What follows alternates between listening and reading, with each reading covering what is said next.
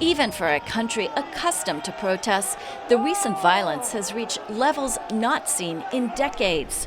The tally so far: 4 dead, hundreds injured, stores vandalized, iconic monuments defaced. Some compare today's uprising by the so-called Yellow Vests, named after the fluorescent jackets French carry in their cars, to 1968 demonstrations that rocked France half a century ago. Anger over a fuel tax hike has exploded to encompass a wider set of grievances by ordinary French struggling with low salaries and high expenses. Paris seemed back to normal this week after last Saturday's rioting. Graffiti scrubbed off major monuments. The sun was out on the city's famous Champs-Élysées. So were the tourists. This city is quite a lovely city, so just a protest to show that their rights, it won't hurt others that's like tourists. But a few blocks away tell a different story. Authorities estimate the violence has cost Paris alone millions of dollars, not counting lost business from closing during the protests. In the past, we've had 1 million people in the streets without damage. What's new is there are fewer people on the streets, but they're more determined. They're a lot more mobile and a lot more violent.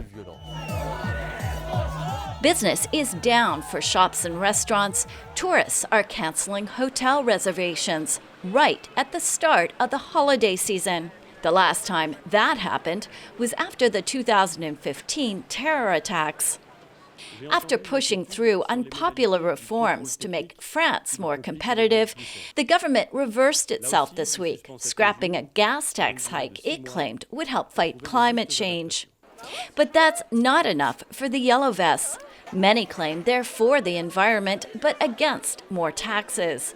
The protests are now spreading to include other groups. The government has given us some answers, but they're not enough. The divide between people and politicians is too big. They have no idea how we live every day. Polls indicate most French support the Yellow Vests, but they're worried about the growing violence. President Emmanuel Macron's popularity has sunk to record lows. Critics call him out of touch, the president of the rich. The problem is we're governed by technocrats. These are people with company cars who don't pay their restaurant bills, who don't even know what the minimum wage is.